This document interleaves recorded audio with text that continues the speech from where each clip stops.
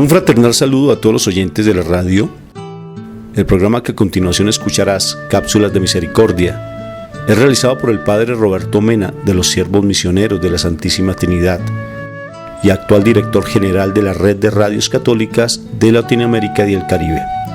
Desde Silver Spring, Maryland, y Rafael Aníbal Cortés, psicólogo, consagrado en un ministerio de restauración familiar desde Bogotá, Colombia.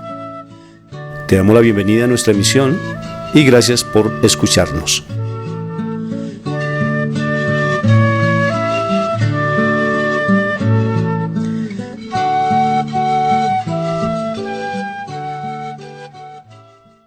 Oyentes de la radio, reciban un cordial saludo de paz y bien en el nombre del Padre Roberto Mena, misionero de la misericordia, que se encuentra en este momento ya directamente allí en su comunidad en Maryland, Estados Unidos, después de haber estado en Puerto Rico de misión.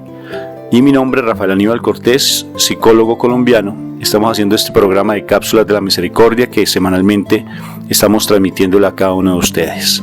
El tema de hoy es espectacular, para que ustedes estén allí atentos al programa, porque vamos a hablar de unos testimonios de vida muy hermosos con base en lo que hemos venido hablando en estas semanas, que ha sido sobre la palabra. Padre, me da mucho gusto saludarte. Pues es una bendición poder compartir contigo, Rafael, y con cada uno de los oyentes y seguir pues ejemplificando lo que es ese poder transformador que tiene la palabra de Dios en la vida de distintas personas y de proyectos concretos donde esto se lleva a cabo.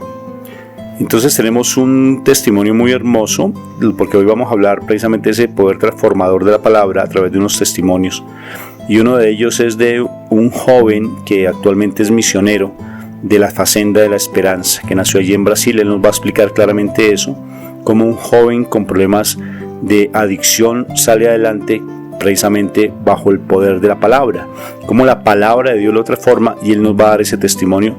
Así que estemos pues atentos a este mensaje tan hermoso, y al final pues el Padre nos dará su conclusión frente a este testimonio tan hermoso. Entonces estemos atentos a este programa, y como les comparto, de verdad inviten a sus familias. Si no pueden escuchar este programa, pues lo van a encontrar en YouTube, también en su comunidad. Compártanla, lo van a encontrar en YouTube con el nombre del Padre Roberto Mena. Mi nombre es Rafael Aníbal Cortés, o Cápsulas de la Misericordia. Entonces vámonos pues con esa entrevista tan maravillosa que le hicimos a este joven de la Fazenda de la Esperanza.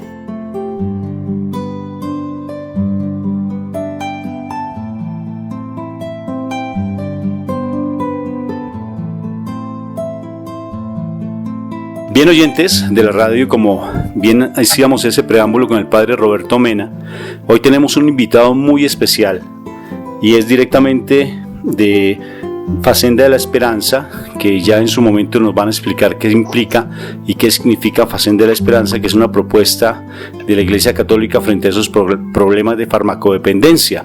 Y sabemos que no solamente la farmacodependencia es un flagelo, sino también muchas adicciones que están relacionadas con esa falta de voluntad. Y la Iglesia Católica ha desarrollado una estrategia de intervención muy hermosa que se fundamenta desde la palabra de Dios, del hacer viva la palabra, de ser testimonio de esa palabra de Dios. Y para eso tenemos a una persona maravillosa que ha vivido plenamente todo ese proceso en la Fazenda de la Esperanza y en Brasil. Y estamos hablando en este momento con Domicio Queiroz, que él es de Manaus y está viviendo actualmente aquí en Colombia, en Quimbaya. Es un municipio muy hermoso que es en la región cafetera aquí de Colombia, que es directamente en el departamento del Quindío. Me da mucho gusto saludarte, Domicio. Hola, muy buenas, Rafael Aníbal. Un gusto también saludarlos a usted y a todas las personas que le escuchan en su programa. Bueno, me parece maravilloso todo ese testimonio. Tuve la fortuna en un encuentro que hubo aquí en Bogotá, directamente desde la diócesis, desde la arquidiócesis de Bogotá, que están haciendo todo un proceso de fortalecimiento de algunas personas voluntarias para trabajar con chicos de la calle con procesos de farmacodependencia, y tú estabas allí precisamente motivando a estas personas y contaste tu testimonio. Me parece muy sorprendente todo lo que tú decías, pero quisiera que nos contaras un poco, y a los oyentes, ¿qué es Fazenda de la Esperanza? dónde nació, para que hablemos un poquito de eso, luego tu testimonio, porque vamos a hacer otro programa porque este tema no nos va a dar tiempo suficiente para poder hablar de lo que es este hermoso proyecto. ¿Qué es Fazenda de la Esperanza, Domicio? Bueno, Fazenda de la Esperanza son comunidades de vida, es decir, es un lugar donde las personas que sufren de problemas de adicción encontram um novo sentido. Não é uma escolha de vida porque eles não entram allá solamente para deixar a droga, senão que eles entram allá para encontrar um novo sentido na vida, não? Através da vivência da palavra. É decir, o que a fazenda ensina aos muchachos e as chicas que sofrem do problema da adicção, não só adicção, também depressão, problema de transtornos de personalidade, enfim, são muitas das enfermidades que existem hoje aditivas no mundo, não? E a proposta da fazenda é ensinar um novo estilo de vida que está basado em la comunidade, em la convivência fraterna, em la laborterapia ou terapia ocupacional e na vivência diária da palavra. É decir, todos os dias se saca uma frase do Evangelho e nós outros todos somos invitados a vivê-la. E à noite compartilhamos as experiências vividas desta palavra, não?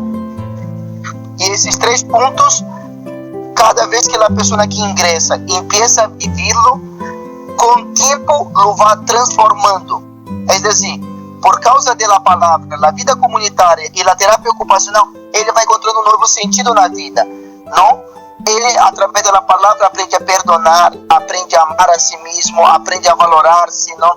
Aprende a ver a Jesus no outro, não? E na vida comunitária fraterna, ele aprende a encontrar suas debilidades, suas fragilidades, seus problemas de caráter e de personalidade. Ele começa a descobrir a si mesmo e a amar a si mesmo também, através do outro, não? E o trabalho é uma fonte não só de sostenimento da fazenda, mas também de terapia ocupacional, é decir, é onde ele pode encontrar os valores, encontrar a autoestima, não? Saber que eles, porque o adicto afuera é um problema para a sociedade. Ele adicto, ele começa a produzir, a dar frutos, ele começa a ser participe de um projeto, de uma iniciativa laboral, de várias coisas que eles vão desenvolvendo no largo do processo, não? E isso ajuda ele a valorar a si mesmo, não? A valorar seu próprio esforço, seu sacrifício e a descobrir certos valores que todos têm, pero que o problema da adicção não han vivido, não han desenvolvido dentro de si, não? É decir, eles volvem a viver sua essência, não? Pero fíjate que todo lo que tú nos dices, o sea, nos deja como en esa esperanza, ¿verdad? Que se llama Fazenda de la Esperanza, pero nos abre como esa esperanza de decir que sí hay una respuesta frente a tantas dificultades. Y a mí me parece tan hermoso es cómo se ha venido trabajando desde la palabra. Ustedes cómo lograron, y quisiera como conocer un poquitico tu experiencia de vida, cómo lograron a través de la palabra cambiar de pronto la vida de muchas personas. Y como vamos a tener otro programa donde vas a explicarnos plenamente lo que es Fazenda de la Esperanza, y al final pues vamos a decir los teléfonos y cómo conectarse de pronto contigo, porque sé que muchos oyentes en toda Latinoamérica van a tener bastante inquietud con respecto a esta propuesta tan interesante que la Iglesia Católica tiene frente a los procesos de farmacodependencia y, como bien tú decías, frente a otros problemas de personalidad, incluso adicciones, depresiones, bueno, muchas cosas que actualmente son como un flagelo para la humanidad. Entonces quisiera que nos contaras un poquito cómo tú llegaste a Fazenda de la Esperanza, o sea, cómo allí me imagino que estando en Brasil, directamente en Manaus, ¿cómo llegaste tú a tener problemas de farmacodependencia y cómo llegaste a conocer Fazenda de la Esperanza? Bueno, mi historia es parecida como la de muchos jóvenes de toda parte del mundo, ¿no? Perdóname, ¿cuántos años tienes tú? ¿Cuántos años tienes? Yo ahora tengo 31 años. Bueno, ¿y cómo fue tu vida? Soy de Brasil. Sí, soy de Brasil, misionero de la Fazenda de la Esperanza, ¿no? Mi historia con las adicciones empezaron a los 11 años de edad, ¿no? Los puntos que me llevaron al consumo, que yo puedo así, digamos así, resumir un poco, ¿no? Uno fue la separación de mis padres. El hecho de la separación de mis padres cuando yo tenía 9 años marcó mi vida porque ellos vivieron el problema matrimonial de ellos, de pareja, pero quem sentiu o dolor, quem sentiu o sofrimento e quem não pôde, digamos assim, expressar esse sentimento reprimido foi eu. Porque eu vivi todo o mal-estar na casa, a depressão, o vazio de minha mamá, o mal genio de ella, e nos fins de semana meu papá vindo para a casa borracho pedindo para reconciliar-se com ella, não? Bueno, e eu queria falar, queria perguntar, queria saber o que passava, entender, e nadie me dizia nada porque pensava que eu era chico. O outro ponto é a sobreproteção de minha mamá, não? Uma pessoa que me protegia muito, que não me deixava fazer certas coisas, que me privava de certos tipos de relacionamento, lugares, não? E eu me sentia diferente dos demais. Aos 10 anos de idade eu me sentia diferente, me sentia distinto, eu sentia que não me achava comigo mesmo, me sentia vazio, não? Tão jovem, mas já me sentia vazio. Então eu comecei a praticar deportes, não? E nos deportes eu tinha amigos que eram maiores que eu, em sua idade, e eles consumiam. Não? A primeira substância que eu consumi foi a marihuana. Não? Eram meus amigos, não eram pessoas malas, não? Em minha casa, minha mamãe me privava, minha mamãe me reprimia certas coisas, me proibia, me discriminava muitas coisas ou atitudes que eu tinha. Meus amigos simplesmente me aceitavam. Não? A marihuana era grátis. Eram meus melhores amigos que consumiam. Eu consumia com eles, me sentia livre, me sentia feliz, me sentia diferente. Me olvidava, digamos assim, dos problemas que eu tinha e nenhum deles me discriminava. Então, se eu me sentia bem, a parte de eu não me sentia adicto nesse momento porque eu não o comprava, eles me invitavam, não? E assim foi. A primeira dose foi como enamoramento. Me gostou a sensação, me gostou o efeito. Cada vez que eu queria sentir essa sensação, eu me acercava a eles.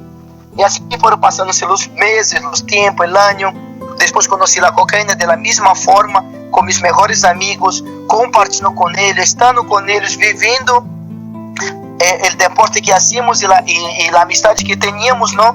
E nos intervalos, eles consumiam cocaína e me invitavam e eu la provava, não? Foi uma, duas, várias vezes, até que chegou um dado momento que eu consumi e senti algo diferente. É decir, eu sentia o desejo de querer mais, de não depender mais de eles, de buscar os lugares, de buscar as pessoas, não? E assim foi.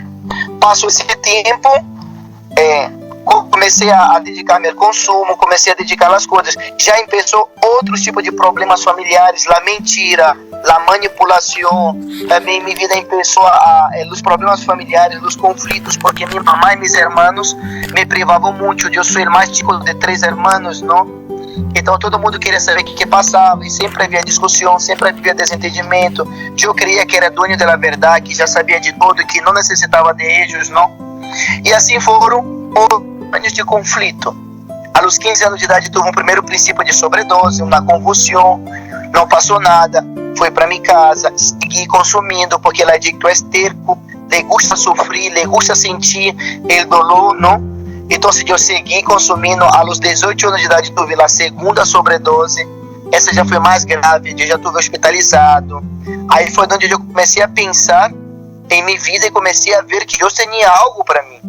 Porque Deus estava jogando com minha vida e algo me livrava sempre do perigo do mal. O mal nunca chegava em mim. Bueno, em um momento de pressão, essa é a palavra correta, não? Depressão familiar, em um dado momento, todos meus irmãos se reuniram na casa, minha mamã, primos, tias, não? E me diziam, não? Eu já tinha 18 para cumprir 19 anos. Minha irmã mais me dizia: se esta é a vida que tu queres, se este é o caminho que tu eliges para tu vida, agarra tuas coisas, agarra tu bolso e saí desta porta e olvidate que tens uma família, que para nós outros não existe mais. Pero se tu queres ajuda, se tu queres sair desse problema, agora mesmo pede ajuda e nós outros vamos encontrar uma solução. Bueno, com a pressão, porque não foi por el desejo, eu não tinha como desejo de querer cambiar, eu me sentia bem, apesar de estar sofrendo todo, eu me sentia a gusto com a adicção que eu tinha, não? Havia ratos que eu me sentia vazio, frustrado, me sentia mal, mas havia momentos que eu me sentia, digamos assim, a gusto com o consumo, não? Então eu não tinha como a força também de vontade como para tomar uma decisão radical, não?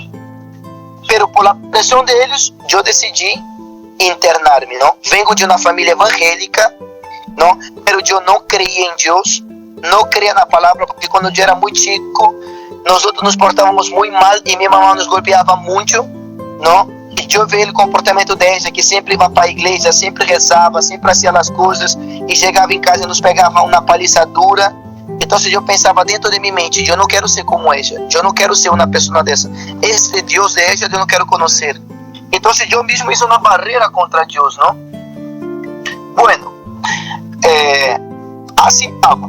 En ese período no quería saber de nada, questionaba a Dios, pero no creía en Dios, no tenía, na verdade, uma experiência, um encontro personal com Deus mais que todo, não?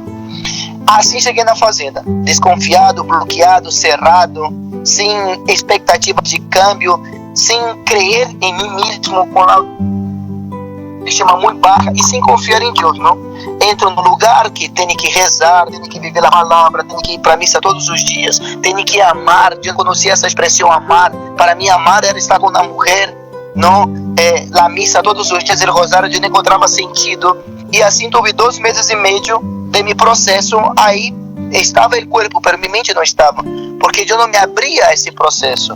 Com o tempo, eu me fui abrindo, Deus me foi moldeando. Através de uma adoração, eu fui sentindo a presença de Deus em minha vida e foi onde eu fui começando a dar passos, não? Eu, como bom adicto, era muito egoísta, muito individualista, não? Era uma pessoa autossuficiente. Então, os primeiros passos de transformação que eu fui dando é deixar de ser egoísta, compartilhar com as pessoas, preocupar-me com o outro, ajudar o outro. Não? Uma das experiências mais fortes que eu aprendi dentro da fazenda era que eu era capaz de amar. Eu pensava que eu não podia amar, eu pensava que amar era estar com uma mulher, eu pensava que eu era capaz de fazer as coisas bem, ou até mesmo de fazer bem. Então, na fazenda eu descobri que eu era capaz de amar, não? Que eu era capaz de ajudar as outras pessoas, que eu tinha muitas coisas boas que eu mesmo não as valorava, não?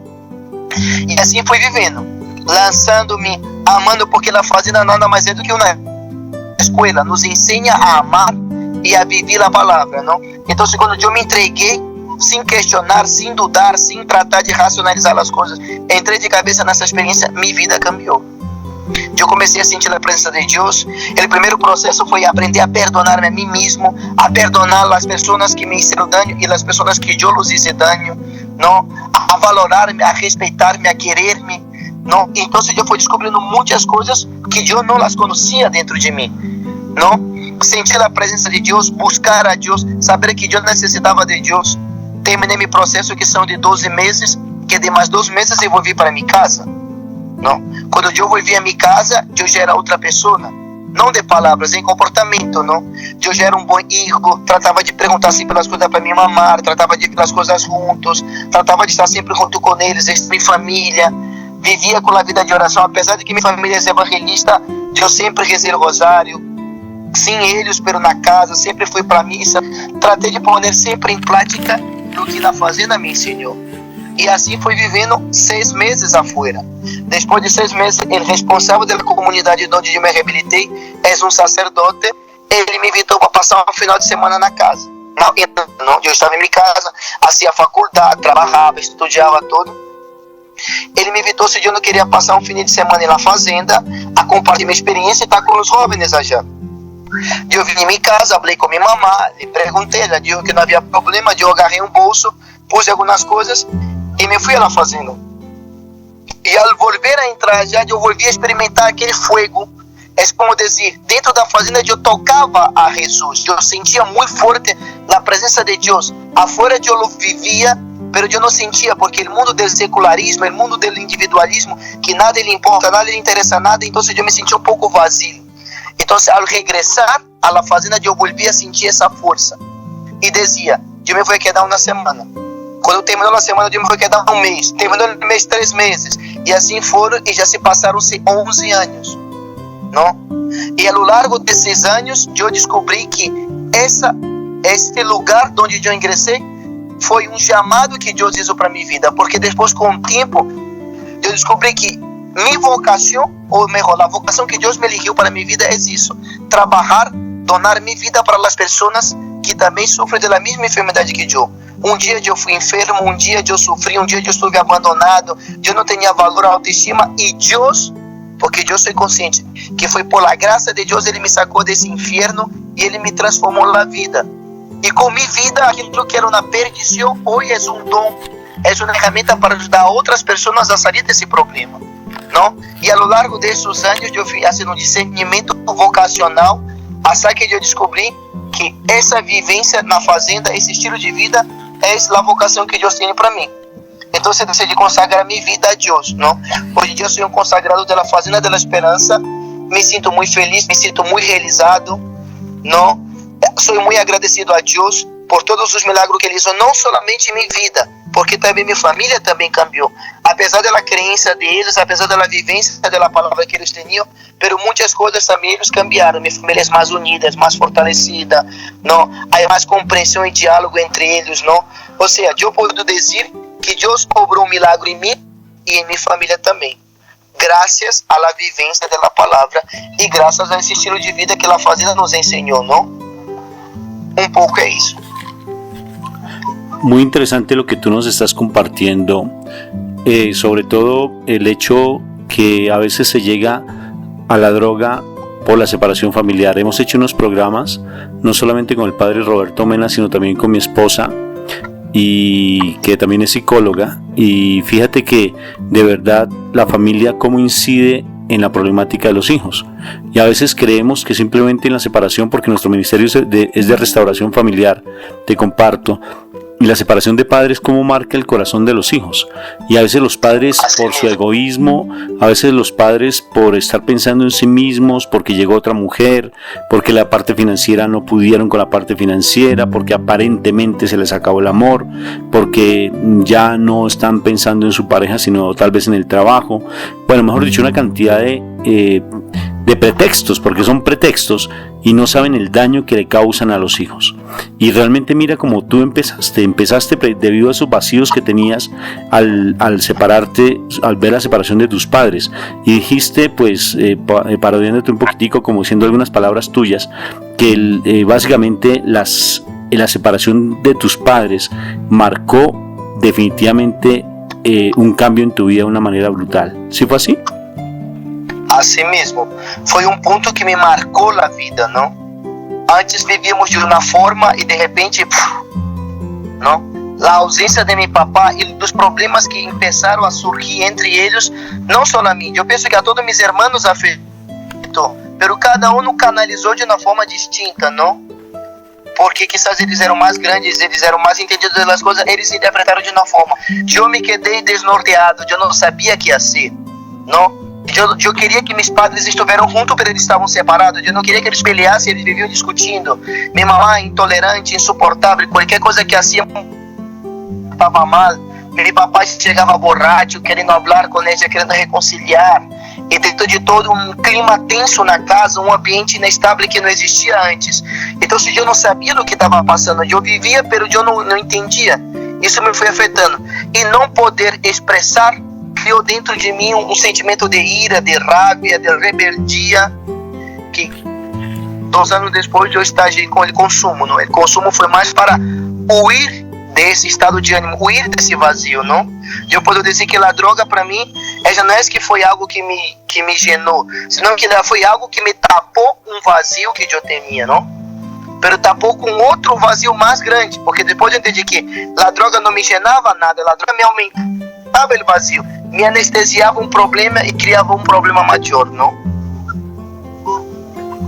Pero fíjate que para muchos tal vez dirán, no, pero es que mi hijo no es drogadicto, mi hijo no consume droga y necesariamente pues yo tengo una muy buena relación con mi ex, o sea, y eso es una mentira, eso es un engaño, porque cuando hay separación necesariamente los hijos sufren de una manera impresionante, y tu testimonio me llama mucho la atención, porque como te decía, nosotros tenemos un ministerio de restauración familiar, y la gran mayoría de las personas que están dentro de nuestro ministerio y que están dentro de nuestra comunidad, ellos tienen dificultades en sus relaciones de pareja, y algunos se han separado, otros han tratado de restablecer su vínculo marital, pero de todas formas el daño que se les causa a los hijos no se lo imaginan las familias, no se lo imaginan, y eso es algo que realmente me imagino que tú en los años que has tenido de experiencia en la Fazenda de la Esperanza, te has dado cuenta que mucho de las situaciones de los chicos que llegan allí, de las personas adultas que llegan a buscar ese proceso de volver a reincorporarse a la sociedad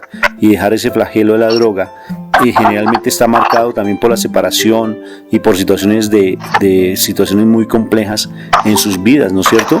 Frente a tal vez, no sé, abusos sexuales, o sea, cosas muy marcadas de su infancia. Assim mesmo, traumas, não? Traumas, problemas de autoestima, não? Problemas de amor próprio, de valor, não? Problema de abandono de padres, não? Chicos que viveram com os abuelos, que os padres não lhe cuidaram, chicos que são huérfanos, não? Esse é o público que em geral entra no caminho das drogas, não? São o público mais vulnerável, se poderia dizer, não? Infelizmente, e na sociedade de hoje, não só aqui em Colômbia, e no mundo todo, esse fenômeno se repete em cada família, não? Onde há separação, onde há problemas familiares, onde há sobreproteção, os chicos que são abandonados, em geral, não digo todos, mas em geral, são as pessoas que têm mais facilidades de cair em uma adicção, não? Não só a droga, porque a droga tampoco é o grande problema, como eu dizia, a droga é uma saída para esses vazios, não? Porque há outros tipos de adicções, miles, não? Mas esse público são os mais vulneráveis a cair nessa problemática, ¿no? Sí, eso es verdad.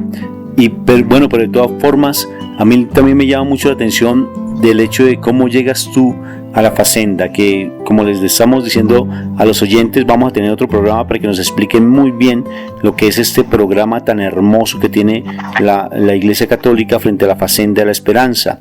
Pero el hecho de conocer de Dios, conocer de la palabra, de hacer viva la palabra, eso es difícil, es complejo, porque hay muchos que empiezan, dicen no, pero es que conocer de Dios, yo no quiero conocer de Dios, y sobre todo que se tiene como un resentimiento frente a la parte espiritual, porque como no tengo un concepto tan equivocado de padre, pues reconocer a Dios como papá pues es muy difícil, y sobre todo que uno tiene toda una cantidad de, llamémoslo como de traumas, como bien tú lo decías, y esos traumas hacen que a uno le cause dificultad la parte espiritual.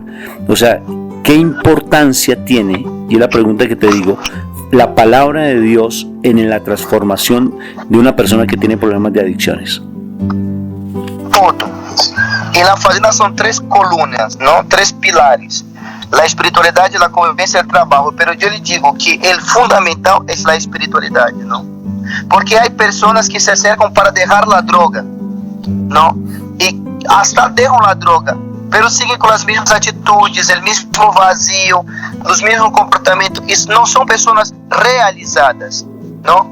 Yo a los años trabajando con los muchachos he observado mucho eso, la diferencia de una persona que viene para dejar el vicio, él deja el vicio, pero él se siente vacío, ele sigue com as mesmas atitudes, os mesmos problemas, alguns comportamentos similares, e alguns hasta tarde temprano vuelve a uma recaída, não? E eu he visto o cambio, mais que todo, a transformação de los que mais allá de deixar a droga vieram para cambiar de vida, porque a proposta da Fazenda nada mais é como uma conversão, não? A pessoa chega já para deixar a droga, mas acaba convertindo-se. É o meu caso e de centenas de muchachos que se acercam com nós outros e vivem essa experiência, não? Mas allá de deixar a droga é uma conversão, não? É uma transformação interior. Não é somente cambiar o físico, engordar, melhorar o aspecto físico da pessoa, não. É cambiar o interior. E quem tem o poder de cambiar isso, quem tem o poder de cambiar a história de uma pessoa que foi abusada, de uma pessoa que foi abandonada, de uma pessoa que sofreu tantos problemas em sua infância, em sua história, a única ciência que é capaz de cambiar é Deus, não? E ele se manifesta através de sua palavra. É dizer, quando uma pessoa vive a palavra com intensidade, Deus transforma a pessoa, não? Uma pessoa não é capaz de perdonar por si solo, mas por la palavra ele perdona, por la palavra ele recomeça, por la palavra ele se reconcilia, por la palavra ele aprende a amar a si mesmo. Ele aprende a cambiar os vocabulários, os comportamentos, as malas atitudes, não? Ou seja, eu posso dizer, a palavra é a medicina que vai estabilizando, tranquilizando a pessoa que tem problema, não? Entonces yo le puedo decir, la vivencia de la palabra es fundamental. Yo tuve la oportunidad de vivir en países donde las personas eran ateas, ¿no? Agnósticos, ¿no? Y yo tuve la oportunidad de ver cómo personas que se dicen no creen en Dios, pero que viven la palabra y son más radicales que nosotros que decimos que creemos en Dios, ¿no? Yo tuve la oportunidad de conocer personas que se decían ateo, pero que aprendieron a vivir la palabra y que viven igual a un católico cristiano, ¿no? Radical, pero él mismo dice que no cree, es decir, la lógica de él dice que no cree, pero la vida de él, la vivencia de la palabra lo transforma y lo hace ser cristiano, ¿no? Entonces, yo le puedo decir que la palabra hace milagros cuando se la vive, ¿no? No es solamente meditar, no es solamente escuchar, no es solamente contemplar, ¿no? Se basa en vivir. Lo que la Fazenda nos invita es eso. Más allá de entender, más allá de contemplar o de comprender, la Fazenda nos invita a vivir la palabra. Y quien transforma es la palabra, ¿no? No existe un ser humano que viva la palabra y no cambia. No existe. La palabra, tarde o temprano, le va moldeando, le va transformando, y le va hablando en el corazón, y le va haciendo dar pasos que él nunca había pensado dar en su vida, ¿no? Entonces, la palabra cambia 100%. Y la seguridad en el proceso de la Fazenda también, la seguridad de que esa persona que hizo esa recuperación nunca va a recaer, es cuando ella, desde cuando viva la palabra con intensidad. Mientras la persona siga viviendo la palabra, haciendo las experiencias a la luz de la palabra radicalmente, esa persona nunca recae, ¿no? Cuando uno deja de vivir, él ya se siente débil, ¿no? Digamos, la medicina es la palabra. Mira lo importante que tú nos estás diciendo de la palabra como herramienta, como medicamento, como tabla de salvación frente a tantos problemas que tenemos en la humanidad. Y esto es un llamado de atención muy fuerte a nuestra fe católica, porque tú bien dices que tu familia era evangélica o es evangélica, y fíjate la diferencia entre los evangélicos y los católicos. La diferencia grande es ellos la palabra la tienen como número uno, mientras que nosotros no. La palabra de por sí solamente se tiene para un grupo muy limitado, porque si todos los católicos nos reconociéramos como amantes de la palabra, pues nuestras vidas serían diferentes, y nos critican mucho que somos idólatras, que somos personas que no somos coherentes en nuestras vidas. Pero de todas formas, más que esas críticas, la crítica más fuerte es la no vivencia de la palabra, el no tenerla en nuestras vidas de una manera muy fuerte. Y creo que eso es una gran diferencia entre los hermanos separados. Y el testimonio que tú estás dando nos motiva realmente a que nosotros seamos amantes de la palabra, no como esos oidores pasivos, como dice Santiago, que no seamos oidores, sino realmente unos hacedores de la palabra, que la pongamos por obra, porque nosotros simplemente vamos el domingo, escuchamos la palabra y salimos y seguimos en el mismo tipo de vida. Nuestra vida tiene que cambiar cuando incorporamos la palabra cada vez más en nuestro diario vivir, ¿no es cierto? Creo que eso es lo importante. Cuando tú dabas tu testimonio el día en que te conocí, tú eras muy enfático y le decías a todas las personas que estaban allí reunidas que teníamos que realmente empezar a vivir esa palabra y no desmoralizarnos frente a las dificultades que teníamos, y que definitivamente es Dios el que transforma nuestra vida, no somos nosotros, porque con nuestras fuerzas no podemos hacer nada. Él lo dijo, que es directamente Él, porque sin Él nada podemos hacer. Así mismo. Bueno, y entonces esas vivencias dentro de la Fazenda de la Esperanza, ya como para abrir un poquitico esa expectativa que yo sé que los oyentes tienen, Fazenda, ¿cómo se traduce al español? ¿Es una palabra portuguesa como tal, o qué significa la palabra Fazenda? Fazenda es una palabra que nació es portuguesa, porque la fazenda en sí nació en Brasil, ¿no? Pero la traducción sería una hacienda o una finca, ¿no? Finca o una hacienda de la esperanza, ¿no? ¿Por qué? Porque las fazendas, la traducción de una finca o de una hacienda, es un lugar retirado de la ciudad, del campo, donde las personas con la vida sencilla com o contato com a natureza e a terra, de aí criam seu próprio sostenimento. As fazendas em Brasil nasceram assim, retirado da cidade, no campo, onde os jovens trabalhavam a terra, o cultivo, não podiam experimentar as realizações de suas próprias produções de si mesmo, não? E aí são lugares onde eles vão encontrando esse sentido às suas vidas, não? Então, a tradução de fazenda vendría a ser hacienda o finca de la esperanza, ¿no? Bueno, y entonces, ¿cómo surgieron las facendas? ¿En cuáles países están? Cuéntanos un poquito sobre esa historia. Isso é muito interessante. A Fazenda de la Esperança surgiu com um jovem brasileiro de 17 anos, como todos os jovens que iam à missa todos os dias, não? Um jovem que participava de um movimento que se chama Movimento dos Focolares, não? Ele era um gente significa geração nova. Ele ia toda a tarde, depois que chegava do seu trabalho, para a igreja, não? E ao caminho da igreja ele passava por uma esquina onde os jovens consumiam, não? Cada vez que ele ia, ele passava e sempre estava esses jovens consumindo. E escutando o evangelho na missa, o padre falando, o evangelho que dizia: todo aquilo que tu haga a lo mais pequeno, a mim lo hiciste.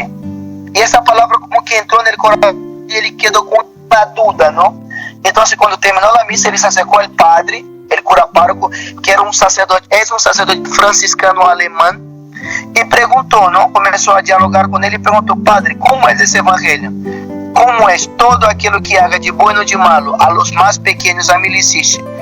Todos, ele falou sim, todo aquilo que tu haga de bem e de malo a lo mais cercano tuyo, a mim não existe, porque é Jesus que se manifesta nessas pessoas, é Jesus que está naquele que sofre, naquele que está abandonado, naquele que necessita de tua ajuda, e tu podes assim não o hace. Então, essa palavra quedou no coração dele. Desde esse momento, cada vez que ele passava nessa esquina, ele se questionava como ele podia acercar-se a esses jovens e ajudá-los, sendo que ele não consumia droga, ele não tinha esses problemas, mas ele veio esses jovens perdidos. Até que um dado momento ele viu que um dos muchachos que estava nessa esquina fazia umas pulseiras, essas de macramé, não? Essas tejidas à mão. Então esse foi o pretexto. Ele se acercou hasta os jovens, os muchachos perguntaram se ele queria consumir ou se ele queria comprar alguma substância. Ele disse que não, e perguntaram: o que queres fazer acá então? Ele disse: me gostaria que você me ensinara a fazer essa pulseira. E o muchacho como que se assustou, não? Pero o muchacho sim, ele sentiu valorado porque ele viu que alguém interessava por o trabalho que esse muchacho fazia na esquina, não? Então, dessa forma, esse jovem se acercou a esses muchachos, não? E eles consumiam, fumavam, faziam suas voltas, não? E ele não fazia nada, ele estava aí. Um dia foi o cumpleaños de uno e ele levou um pastel junto com sua irmã nessa esquina e regalou para esse muchacho de cumpleaños e cantaram os parabéns e todas essas coisas. E esse muchacho se sentiu amado. E foram passando-se os meses, até que um dia um desses muchachos que estava aí se acercou a ele e perguntou, e disse que ele já não aguentava mais essa vida, que ele já não aguentava mais seguir na adicção, que ele queria sair desse caminho, que ele precisava de uma pessoa que estivesse 24 horas ao seu lado, e pediu ajuda para ele. E ele não sabia o que fazer. Então ele foi e o levou à igreja e falou com o padre. E desde então ele já não ia mais para a esquina, senão que ele ia para a igreja e dizia para que esse jovem que estava com o problema de adicção se acercasse à igreja. E assim eles iam meia hora antes da missa, conversavam, dialogavam. Ele perguntava como ele estava, como ele sentia e participava da missa. E assim foi outro. E dessa experiência da palavra nasceu a primeira fazenda. E de aí se esparramou por várias partes no Brasil. O primeiro país fora do Brasil foi a Alemanha, depois Rússia. Atualmente a Fazenda de la Esperança está em 18 países, em nos 5 continentes do mundo. Não? São 121 unidades.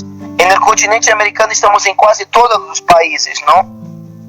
Já han passado mais de 30 mil jovens reabilitados na Fazenda de la Esperança. Aí, nesses 34 anos de Fazenda que vamos cumprir agora em junho. Não? E aí você vê, não? Que de um muchacho que tinha o desejo de viver a palavra com um muchacho, mira que grande obra que Deus hizo, através de uma pessoa. Depois esse pároco ele acompanhou essa obra de mais perto, de mais cerca, e depois a congregação dele, a Ordem dos Franciscanos, o liberou para que ele se dedicara a esse projeto. E hoje ele e esse jovem são os fundadores da Fazenda da Esperança, não? Que é um fraile franciscano, não?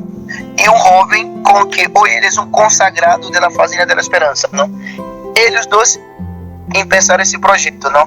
Que não foi planeado, não foi pensado, não foi desejado, simplesmente nasceu do desejo de uma pessoa de viver a palavra. E do desejo de viver a palavra saiu toda essa obra nela qual nós hacemos parte hoy, ¿no? Y tú como misionero, cuéntame, tú estuviste en una fazenda allí en Brasil y entonces decidiste ser misionero y te fuiste para varios países, nos contabas, y llegaste aquí a Colombia. ¿Cómo fue ese hacerte misionero? En el transcurso de mi voluntariado, yo empecé con un voluntariado, ¿no?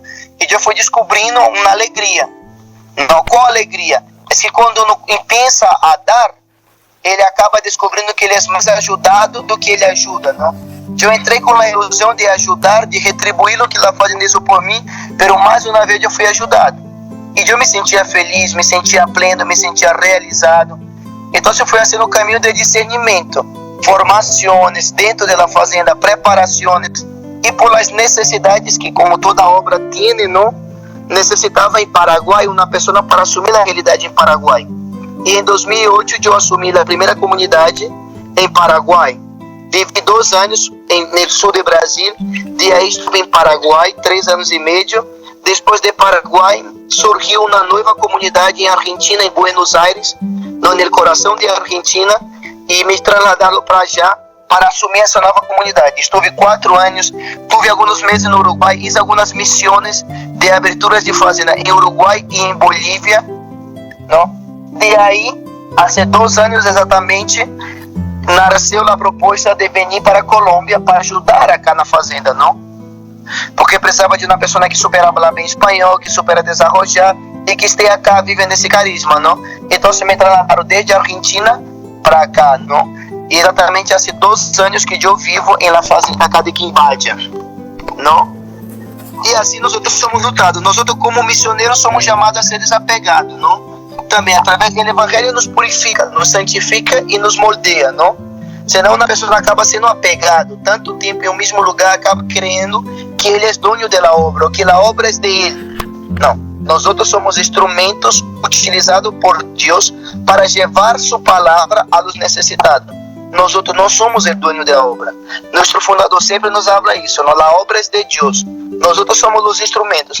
Então esse câmbio, não, radical assim, de países, de lugares, nos hace também a viver desemprego, a viver a pobreza, a aprender a viver a obediência, não?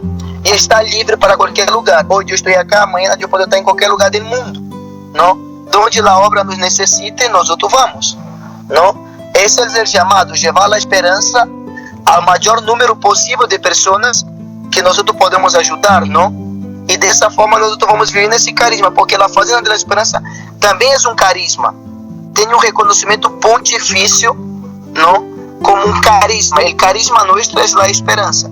Nós somos os que primeiro temos que viver a esperança e temos que levar essa esperança a tantos jovens, a tantas pessoas que necessitam dela, não? E assim nós somos cambiados e nós mudamos, digamos assim, muito menudo de lugares, não? Bien, y parejas, por ejemplo, matrimonios que se quieran estar allí haciendo un apostolado o haciendo misión, ¿también están abiertas las puertas para, por ejemplo, para parejas, para matrimonios? Sim.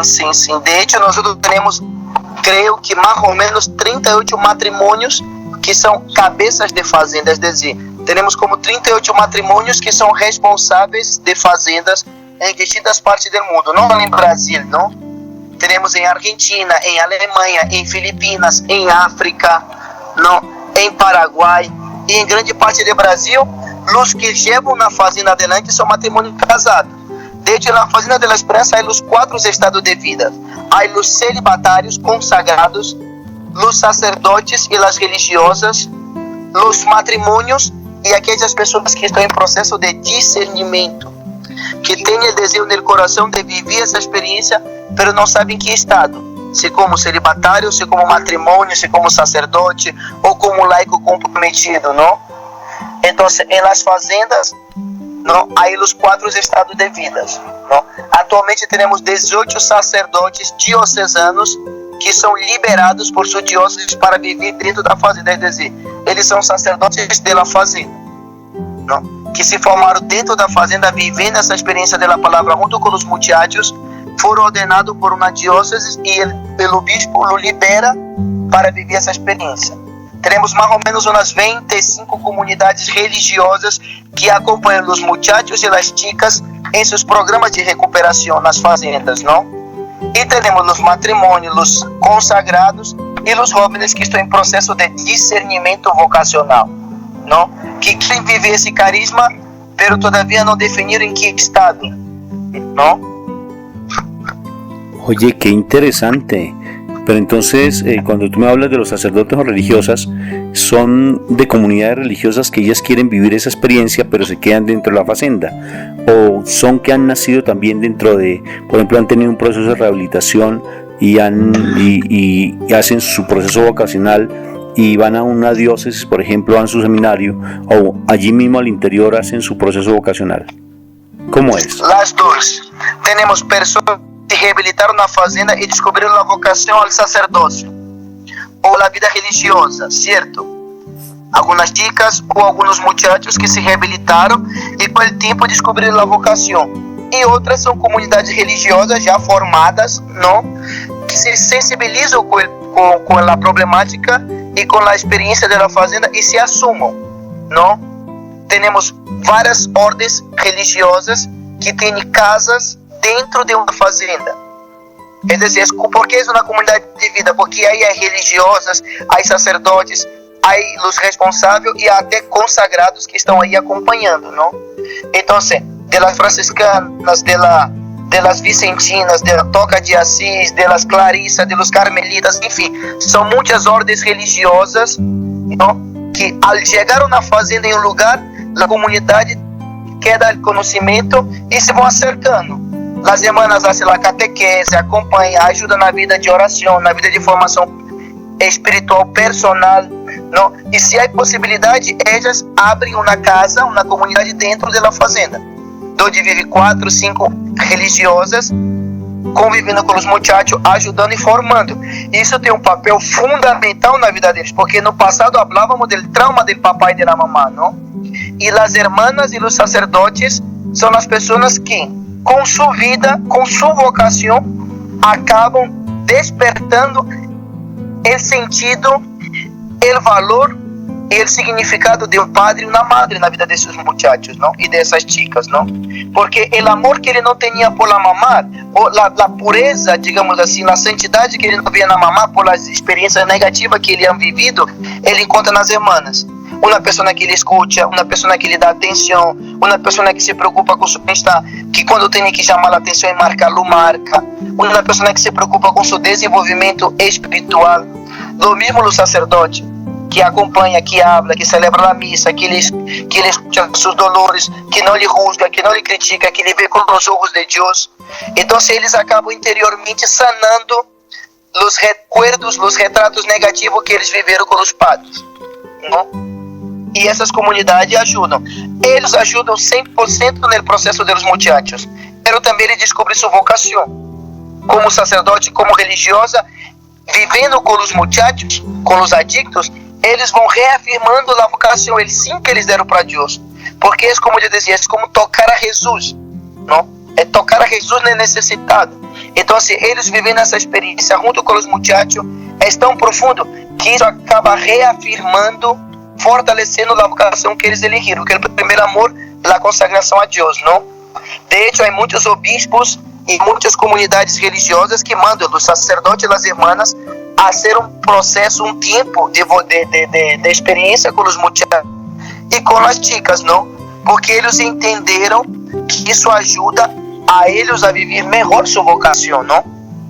E assim são de onde se acercam muitas comunidades religiosas a ajudar nas fazendas, não? qué interesante. Como se dan cuenta, oyentes, ya nos está acabando la entrevista que estamos haciendo precisamente a Domicio Queiroz. Creo que dije bien el apellido, ¿verdad?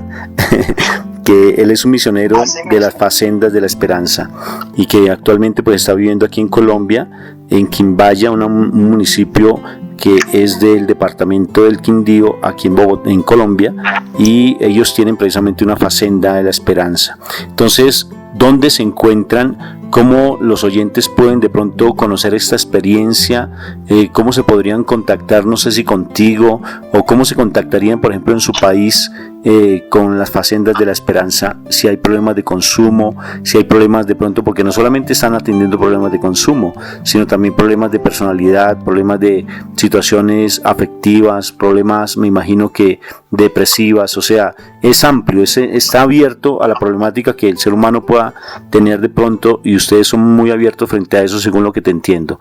¿Cómo se contactarían con la Facenda de la Esperanza? Bueno, es por los medios de comunicación y por el celular, ¿no? Si es en Colombia, por el teléfono, porque como es en una vereda, no tenemos teléfono fijo, es una línea de celular, que es el 316-437-4994. Por el sitio web de la Fazenda, tenemos un sitio web de la Fazenda de Colombia, que es el www.fazenda.org.co de Colombia, ¿no? O por el correo electrónico, que es el Quimbaya, que es el municipio donde estamos, ¿no? quimbaya.m@fazenda.org.br, ¿no? Esas tres formas son las maneras de comunicarse con la Fazenda: mirando por el sitio web, por el teléfono celular, o mandando un correo en el correo electrónico de la Fazenda, ¿no? Nuestra dirección es Avenida Palermo, Finca La Cascada, Quimbaya, Quindío, ¿no? Claro que eso es en Colombia, porque también este programa se escucha en toda Latinoamérica y también en el Caribe. Entonces, de por sí creo que en internet fácilmente los oyentes, si están interesados, pueden encontrar Facenda con Z, Facenda de la Esperanza, y allí básicamente pues pueden ir a indagar un poco más sobre toda esta experiencia que Domicio nos está compartiendo, y que sí es interesante, muy interesante todo lo que está haciendo nuestra Iglesia Católica, porque a veces creemos que nuestra iglesia está dormida, y nuestra iglesia no está dormida, porque el Señor se manifiesta de una manera sobrenatural, y como a través de la palabra, a través del testimonio de vida de los que vivencian la palabra, están transformando tantos corazones y tantas personas, que inclusive mira que personas que han estado en la Facenda son ya sacerdotes, son personas consagradas, misioneros como tú, Domicio. Entonces son cosas muy sorprendentes. Que ya a modo de conclusión, ¿tú qué le dirías a las personas que están escuchando ese testimonio tuyo? ¿A qué los invita y a qué los motivas? En primer lugar, que hay una esperanza, ¿no? Para las familias, las personas que padecen del problema de la adicción, decirles que hay una esperanza, y esa esperanza es Dios, ¿no? Porque generalmente nosotros, cuando tenemos problemas, nos apartamos de Dios, o echamos la culpa a Dios. En vez de nos refugiarnos más en Dios, nos aferramos, nosotros nos apartamos, ¿no? Entonces, en primer lugar, que hay esperanza, y que la esperanza es Dios, ¿no? Si no hay fazenda en su lugar, en su país, en su comunidad o en su ciudad, pero Dios está en todos los lugares. Y una persona que hace un compromiso con Dios, Dios lo transforma, ¿no? Un padre, una madre, un joven, lo que sea, ¿no? Por otro lado, alentarlos a vivir esa experiencia, ¿no? Hay veces nosotros pasamos adversidad con tanta dificultad en la vida y nos dejamos que los problemas nos dominen, ¿no? No, invitar a cada uno a hacer experiencias concretas de la palabra, ¿no? Que es lo que la Fazenda nos invita, y con lo que la Fazenda nos invita a vivirlo. Y cuando vivimos somos transformados, ¿no? A la palabra. En la casa, reunir la familia en la mesa, comer junto, dar más énfasis a la familia, ¿no? Porque la droga también es un mal que destruye la familia, ¿no? Dá más importancia, às vezes damos más importancia para el trabajo, para las vanidades, para los lujos, los placeres de la vida y nos olvidamos de lo más importante que es la familia, la vida, ¿no? Compartir más con la familia, estar más juntos, ¿no? Abrirse, dialogar, ¿no? Buscar más la presencia de Dios dentro del hogar. No solo los medios de comunicación, las músicas mundanas, esas cosas, pero también himnos, alabanzas, en fin, hay miles de formas de encontrar a Dios, ¿no? Pero nosotros tenemos que querer, nosotros tenemos que buscar, ¿no? Y Él hace el milagro, ¿no? No es que quien está sufriendo con la adicción o que tiene otro problema ya está todo acabado, o que tiene problemas también matrimoniales, no. Dios es la única herramienta que puede sanar todo, que puede curar todo. Lo más profundo, lo más grave de los problemas, Dios puede curar. Lo que pasa es que nosotros nos apartamos de Dios, ¿no? Yo invito a cada uno a eso, ¿no? ¿Qué es lo que la familia nos enseña, ¿no? A acercarse más a Dios, ¿no? Y acercarse más a su palabra, a vivir la palabra, ¿no? ¿Qué es lo que nos transforma? Bueno, muchas gracias por ese testimonio que nos diste, por esa motivación, donde nos estás diciendo que la esperanza, Dios es misericordioso, como bien nos lo plantea el Padre Francisco, el Papa Francisco, que Dios nunca deja de tener un corazón misericordioso y que realmente nos ayuda a transformar nuestro corazón y está con sus brazos abiertos para que nosotros lleguemos a su encuentro, porque sí hay solución a todos los problemas que tenemos. Entonces me da mucho gusto primero haberte conocido y el hecho de haberte tenido en la radio, en nuestro programa de Cápsulas de la Misericordia, para transmitirlo a tantas personas que necesitan esa voz de la esperanza. Un fuerte abrazo y estamos pendientes para un próximo programa. Ok, muchísimas gracias a usted y a todos los oyentes que le asisten por el canal, ese programa de radio. Muchísimas gracias por esa oportunidad. Que tenga buen día. Chao.